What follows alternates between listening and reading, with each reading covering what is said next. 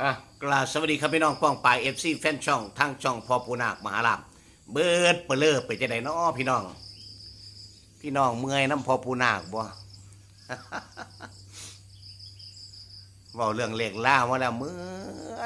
อยพี่น้องตะกี้เฮ็ดจังไดมื้อนี้มันต้องเข้าถ้าบ่เข้ามื้อนี้พ่อปูนาคก็สิไปขุดเอาน้ำพ่นเท่านั้นล่ะพ่อปูนาคก็สิขุดเอาน้ำพ่นเท่านั้นเด้อพี่น้องเด้อเอามีหลายคนทักทายกันเข้ามาว่าพ่อปูนาคอีพอบ่เบิ่งดวงทางโทรศัพท์บ่ว่าซั่นว่าอยากเบิ่งอยู่ได้พี่น้องแต่ว่ามันน่ะคือจังเป็นการคิดตัวกันให้เขาเจ้าโอนเงินมาแล้วเฮาก็เบิ่งจักเฮาสิเบิ่งจังได๋ให้แน่เฮาบ่เห็นหน้าเห็นตา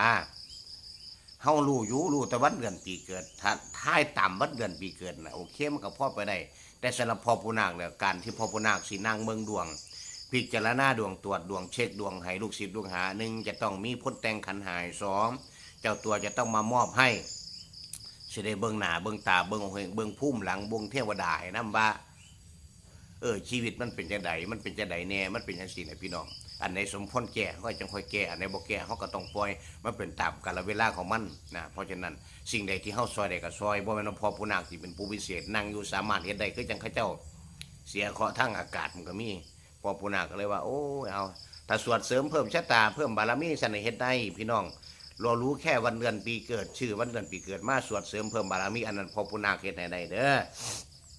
ผู้ลางคนว่าอีพ่อดวงคือบ่ดีแต่เนาะอยากให้อีพ่อสวดให้ทักมาพี่น้องเบอร์โทรศัพท์พ่อปูนาค0981487826 0981487826เป็นทั้ง ID Line นะพี่น้องเป็นทั้ง ID Line เพิ่มหมายเลขทั้งโทรศัพท์มีหยังก็ว่ากันไปให้ลูกเต้าเฮ็ดให้ผู้ใดอยากเฮ็ดอยากทำอยากสร้างมาพี่น้องเนาะแต่พอปูนาคบ่ประกาศพี่น้องบ่ประกาศว่าผู้ใดอยากเฮ็ดก็ทักทายมา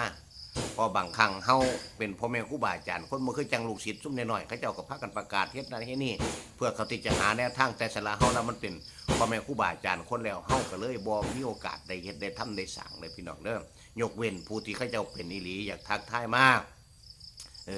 คันเป็นไปได้ก็ผู้บ่สบายเนี่ยสบายตัวก็แนะนำให้ไปหาหมอซะก่อน ไปหาหมอเบิดแล้วเบิดอินแล้วค่อยมาหาพ่อปูนาคหรือหาอาจารย์ใดก็ได้พี่น้องที่เข้ากับธาตุขันเจ้าของนะพี่น้องเด้อเขาเจ้าเฮ็ดบ่ได้ดีแล้วคอยมาหาพ่อปูนาคอันนี้ก็ได้บ่เป็นหยังพ่อปูนาคยินดีให้คำปรึกษาแล้วก็ให้คำช่วยเหลือพี่น้อง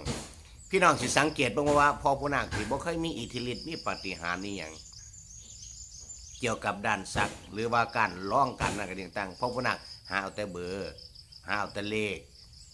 ถามว่าคนหูจะบอกมีหลายอย่างในตัวพ่อปูนาคพี่น้องสมัยแต่ก่อนที่สิมาเปลี่ยนยุคที่สักแล้วฟันให้เบิ่งก่อนพ่อพี่น้องเฮ็ดให้เบิ่งก่อนเบิดทุกอย่างทุกมื้อนี่เฒ่ามาแล้วก็บ่จะเฮ็ดยกเว้นแต่ลูกศิษย์ลูกหาไอ้พอเฮ็ดให้แน่ทำให้แน่จังค่อยเฮ็ดเด้อพี่น้องเด้อเอานั่นล่ะผู้ใดสนใจก็ทักมา0981487826เด้อพี่น้องเด้อมื้อนี้เฮาก็มาตามต่อเลขลาวพี่น้องเมื่อวานเนี่ยมะขาดจังปังแต่อาจารย์ได้สำนักใดก็ได้มันมาจากไหนเลข3ดิเปียงมันบ่เบิ่น3ทั้ง4ตัวพุ่นเนาะคือสิงกวนหามันโอ้ยก็จะมันคักอันพี่น้องได้ยินเสียงอันตุ๊บๆตับๆนี่จะบ่แม่นหยังเด้อแม่ครูแล้วเฮ็ดกับข้าวอยู่ในครัวพี่น้องแม่ครูแล้วเฮ็ดกับข้าวอยู่ในครัวพอปูนาคสิสันอยู่ประมาณจะ9:00 นพุ่นล่ะพี่น้องเฮ็ดกับข้าวอยู่ในครัวเนาะพี่น้องเนาะมื้อนี้พ่อปูนาคให้แนวทางลาวพัฒนางวดประจำวันมื้อนี้มันวันนี้หยังบ่เอาเป็นวันที่18ก็แล้วกันนะพี่น้องเนาะพ่อปูนาคลืมมือลืมเว้นนี่วันที่18เดือนมิถุนายน2569พ่อปูนาคเน้นให้ถ่ายคลิปเด้อพี่น้องเด้อเอาไผเห็นคลิปนี้แล้วก็ขอให้เฮงมันๆลำๆรวยๆเด้อพี่น้องเด้อสาธุ